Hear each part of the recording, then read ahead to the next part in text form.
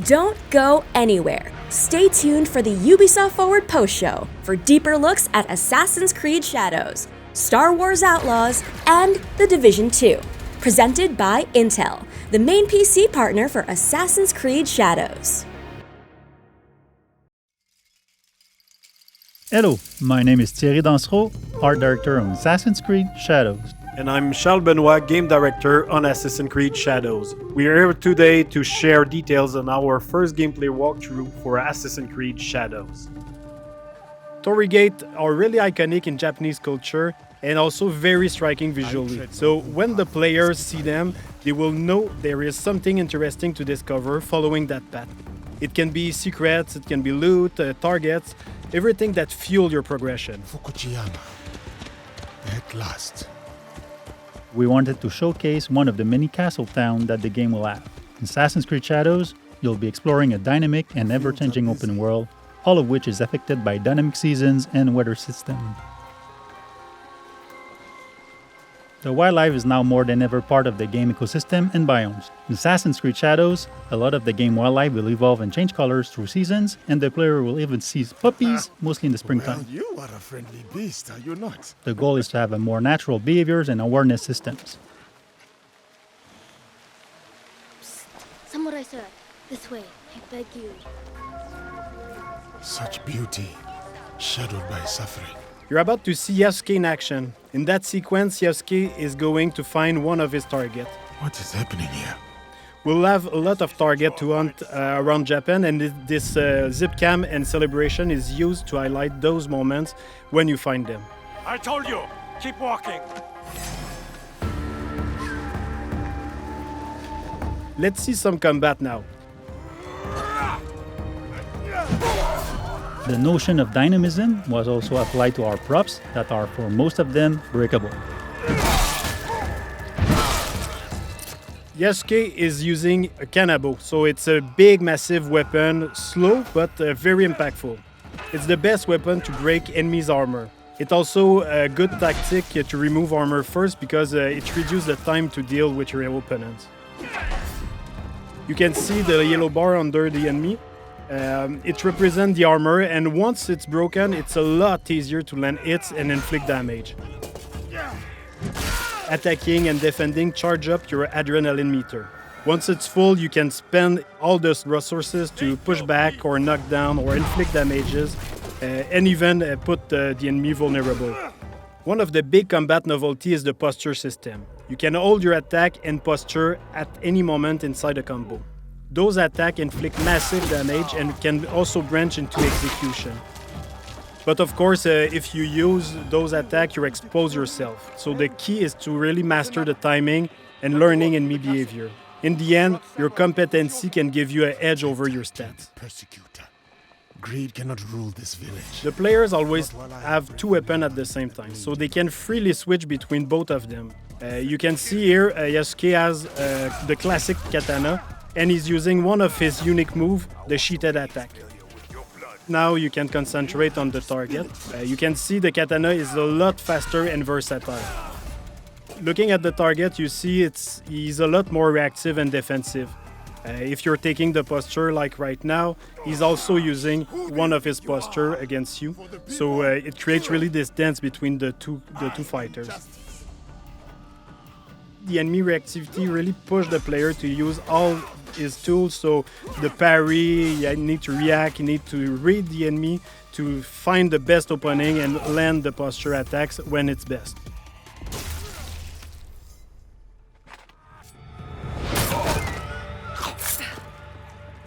Yasuke and Aoi have their own personal story and their own life. But once they allied, they cooperate to achieve the common objective. Too slow. It means you can also switch at any moment in the open world. Of course, not during the infiltration or when you're fighting, but otherwise the players can really choose the character they want at any time and choose how they want to play them. We should go. Not before we send our allies to look for him. In this sequence, Yasuke is suggesting to use the spy network. It's a new system that we introduced in Assassin's Creed Shadow to support the Shinobi fantasy and help the player to find their objective. So you can send your spy to scout areas and spot your targets or the quest objective you have. Sometimes we have both characters in the cutscene where you can pick the one who answer or ask questions. Through the front gate. At the end, you can also pick the character you want to continue with. You can choose between Naoe being more stealth-oriented or Yasuke being a bit more focused on fight. Chance. But be careful in there. Don't worry. I won't be alone. It'll be me and the shadows. From this point, we are with Naoe inside the Fukujiyama Castle. Feudal Japanese castles are amazing playgrounds as they offer a lot of opportunity to play in them in a stealth way or rather in a fight-oriented. In the following sequence, you can see what's new in terms of parkour and stealth. First, our grappling hook. It's fully physics-based, so your speed and direction can affect where you go.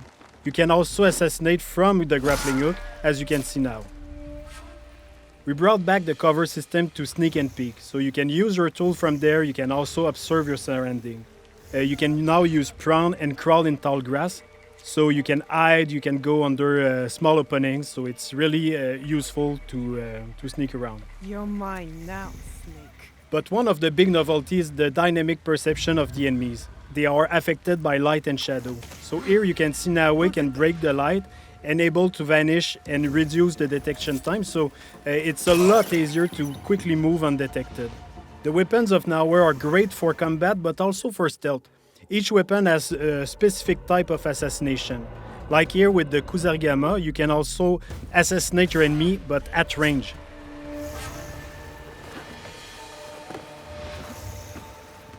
With Naoe, you'll feel like a shinobi with all the new animation we added to make her a lot more agile and faster when doing parkour and everything she does basically. Naoe is an agile, self-focused shinobi who will use noise, light and shadows to evade detection as enemies respond to their changing surroundings. You dig himself a trench. Naoe is currently making her way to reach her target. She's going through some elite samurai houses, and as she progresses, the player will see and discover other iconic areas of the castle, such as the daimyo quarter. The grappling hook can be also used to grab enemy, which is very useful to move them quickly and dispose of them in the better spot. It's much more efficient than just carrying dead body, for example.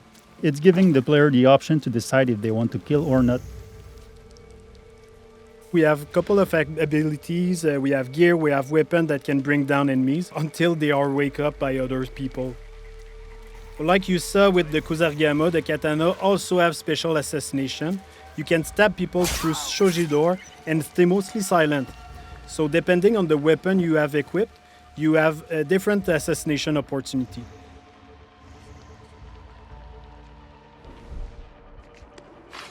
He's coming. I need to hide.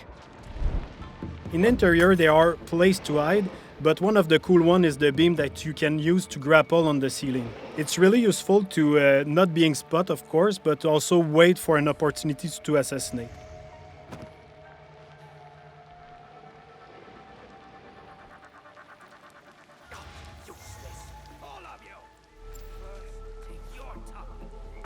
Here we saw a sudden weather state change that triggered a thunderstorm. The noise and the rain and the wind cover your footstep and also your action. The demo is in spring, but in winter the old pan will be frozen, so you can't use the same tactic. You will have to use prone in deep snow or use the kunai to deal with the target at distance. Another cool shinobi trick you can see is Naoe using the breathing stick. With that you can stay hidden underwater and wait for the perfect opportunity to assassinate or just sneak around. If you're detected, you can choose to escape to return to your stealth loop or go straight in combat. Naoe is choosing combat with the Kusarigama, a versatile weapon that can use the cycle in one hand and the weighted chain in the other, allowing some range and melee fight depending on your attacks. In this case, the player decided to escape after many guards joined the fight. Even if Naoe can be very deadly, she doesn't have a strong armor like Yasuke, so it's a lot more risky when you fight multiple enemies at the same time. Anyway, in this case, she already achieved her objective. She killed the daimyo, so all is fine. We just saw the infiltration at night with Naoe. You can also imagine the other option of taking Yasuke and breaking through the front door. Day, night, weather, even season can affect the challenges on your path. Thanks for watching. We hope that you've enjoyed this presentation. Assassin's Creed Shadows will be launching on November 15. We can't wait for you to play it.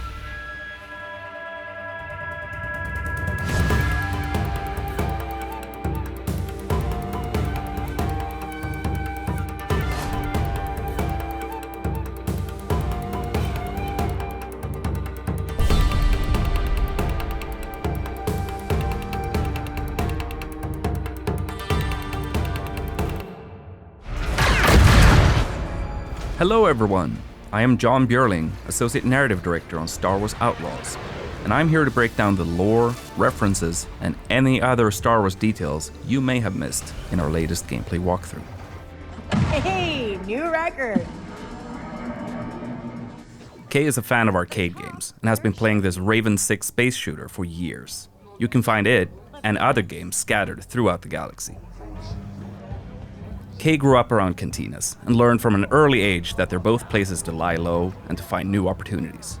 As Kay travels throughout the galaxy, it's always a good idea to head to the local cantina when looking for intel or work.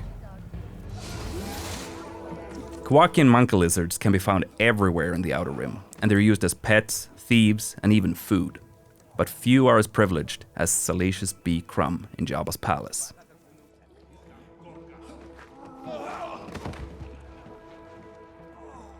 Many merchants will use protocol droids to handle customers from every corner of the galaxy who don't speak Basic or Huttese. Kay can bypass the droids since she's fluent in Huttese, and she can use this to talk her way out of, or directly into, some tense situations. The Trailblazer is an EML 850 light freighter from the Clone Wars. Its reinforced hull was built to ensure safe transport into any kind of environment. But the high material costs ruined its chances for mass production. The ship is a rare prototype from a bygone era that had a life of its own before ending up in Kay's hands. Hey, Andy. Hi, Kay.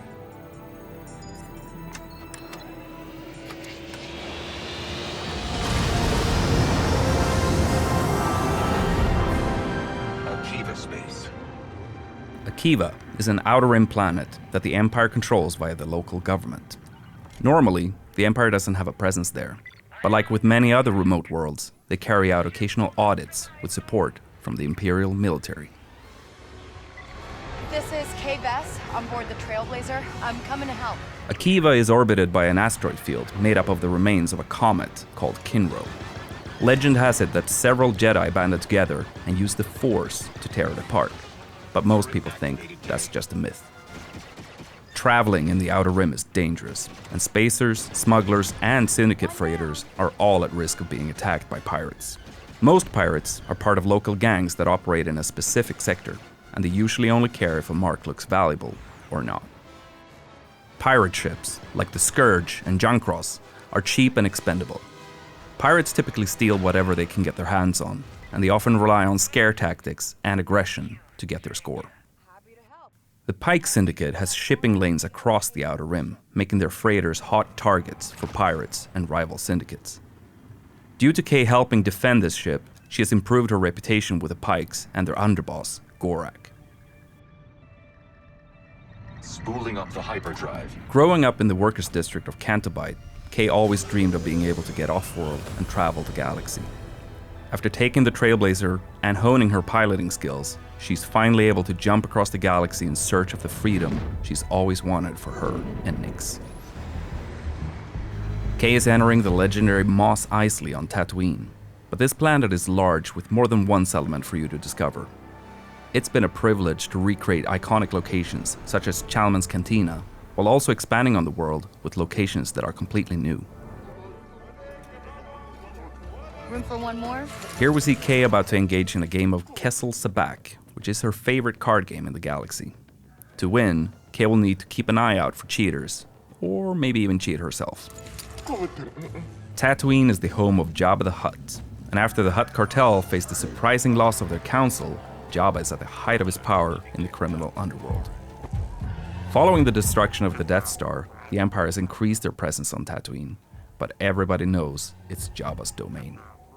The other syndicates stick to the shadows. Kay Speeder is an S57 Cardinal, a multi-terrain speeder bike that's perfect for explorers. This speeder is both reliable and moddable, and Kay can call it from afar using a control module to give her and Nyx a chance to rest their feet. Imperial shuttles are a dead giveaway that there's some Imperial activity nearby. Sometimes that might add further risk, but in other cases, it can be a great opportunity for a scoundrel. Some Jawas on Tatooine travel around in sandcrawlers, offering trade deals for whoever happens to be nearby. The sandcrawlers were originally built for mining operations, but were co-opted by the Jawas as a way to hold and transport salvage. These flyhorn lizards can be found all around Tatooine's deserts. The lizards use their tails and horns to catch condensation and smaller insects while keeping cool by hiding in the sand. Some moisture farmers use the lizards as an indication of their yield.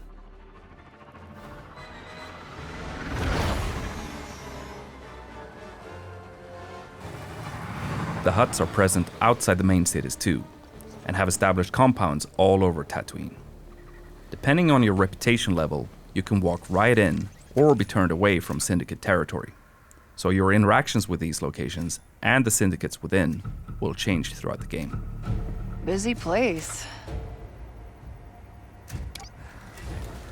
Kay and Nyx have been thieving together for years, and their incredibly close bond means that they are able to support each other in any situation. Nyx, attack.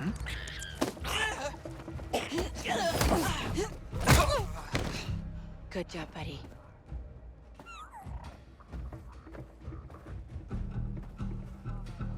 Nyx, do you sense anyone close?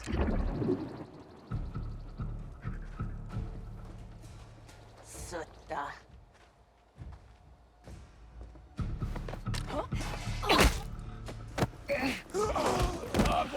Kay is using a well-worn VM-19 heavy blaster with a unique ability to switch modules. Here, we see Kay use the stun mode to take out this guard instantly and quietly. Easy.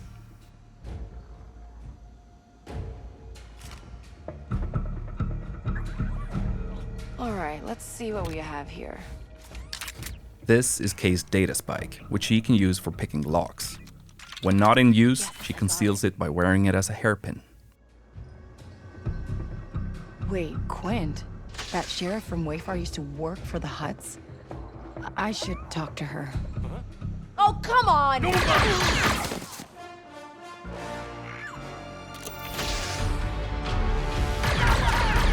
These Enforcer droids are widely used by syndicates as cheap and expendable firepower. They are very dangerous, but Kay can use her blaster's ion module to disrupt them, as we see here.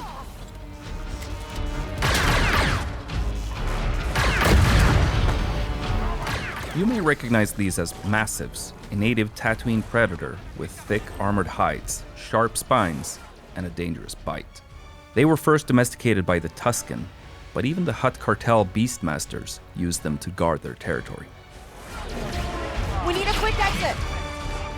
And here we see the iconic Gamorreans that were hired by Jabba himself as his most reliable guards.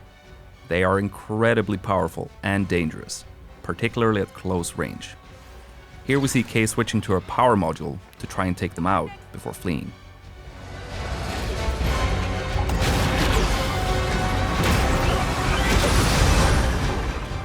Tatooine will feature its iconic twin suns, and you'll be able to witness some beautiful sunrises and sunsets on your journey across the desert planet. There we are. Next to the sheriff's office, we see some banthas, which are typically domesticated herd animals used for their milk, meat, leather, and transport. Banthas are omnivores and can sustain energy without food or water for long stretches of time.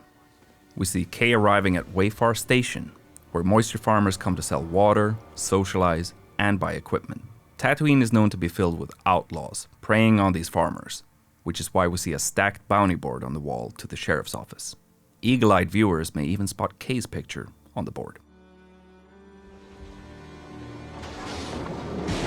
You again. Sheriff Quint is a Weequay and former pirate who had a lot of success due to her gunslinger skills. She eventually turned away from her old lifestyle and towards the law, using her skills to help the people of Wayfar. Quint is one of the experts in our game, so Kay can agree to help her out, and in exchange, Quint will help Kay develop her skills with the blaster. You want to die first? Fine by me. This is another look at Toshara, the new Savannah moon created in collaboration between Massive Entertainment and Lucasfilm Games. The strong winds on the moon wear down the naturally occurring amberine. This can create ramps for Kay and Nix to take advantage of on the speeder. Here we get another glimpse of the lush, dense jungle planet of Akiva, which has been fully realized visually for the first time. Akiva has a very interesting history, and that's something we were excited to explore with Kay and Nix. Kay grew up brawling in cantinas and sneaking around as a thief, so she can hold her own in combat. We even see her take down a death trooper with an electroshock prod. And here, we see a range of alien species being brought together by Sabacc. This includes a Galushian, a Zabrak, and Trandoshan. You'll encounter a range of different species scattered across the Outer Rim.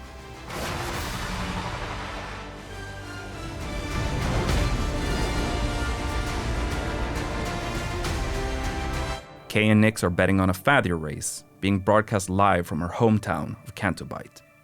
Nix loves following the race on the holo projector. These are Aglis flyers, native to Toshara. They have a habit of stealing anything they can get their hands on, hoarding the items in remote nests. The Tosharans use wind fishing nets to capture them for their meat. In addition to Kay's blaster, she'll learn to use some other weapons when she needs some additional firepower, such as this Imperial Z6 rotary blaster cannon.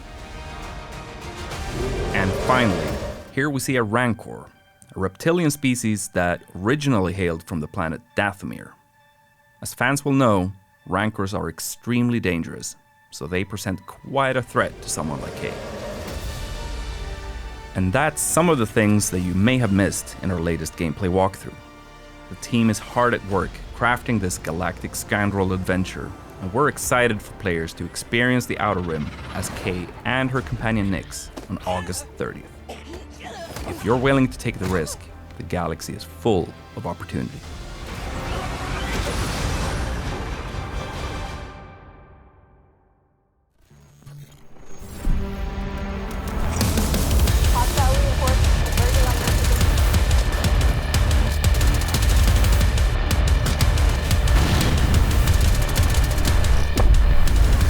As we're wrapping up year 5, we want to thank you for your continuous support. During this year, we brought you Project Resolve, a revamp of Project Rewards, a significant boost to global events replayability, various PvP improvements, a major gear balancing pass, as well as almost 2,000 bug fixes. These major changes laid the foundation for exciting updates coming with year 6 and even more thrilling developments ahead.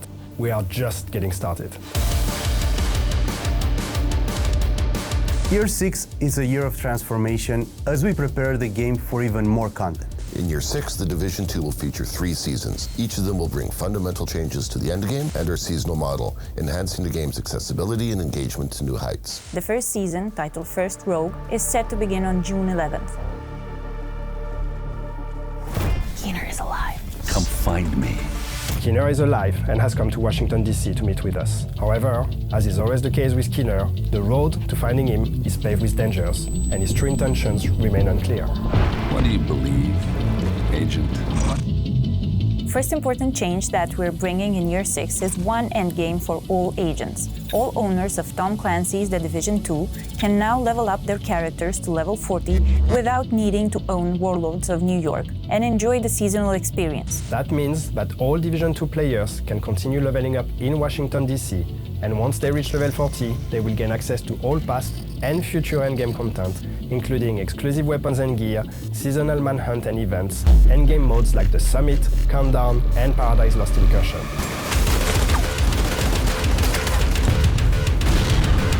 We need the Division. To expedite players' access to the endgame, we're introducing a new progression system to offer you more ways to advance and customize your gameplay experience. Seasons 2.0. With Seasons 2.0, we'll bring a fresh twist to the experience, seasonal characters. By creating a season-specific character, you'll be able to experiment with new builds, modifiers and mechanics affecting both agents and enemies, getting a unique experience every season. We streamlined the progression to ensure a rewarding journey both for new players and veterans, without requiring extensive playtime to reach level 40. Expect weekly updates filled with fresh activities, improved progression, and rebalanced XP gain, all within an immersive narrative that unfolds through Year 6.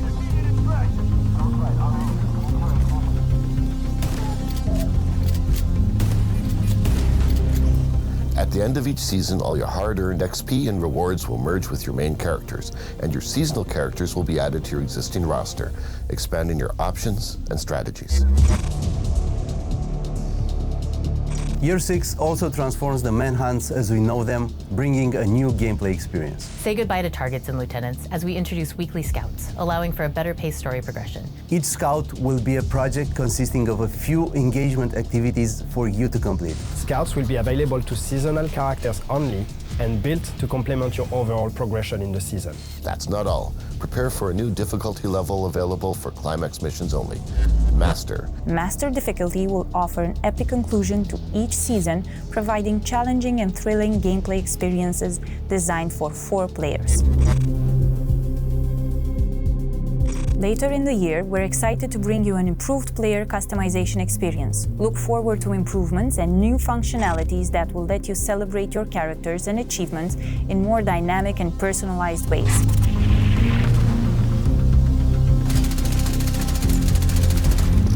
Year 6 will culminate in the new story DLC, which will return players to the place where it all began, Brooklyn, New York. Join the Division in the upcoming season and watch the story unfold. We can't wait for you to see what's next.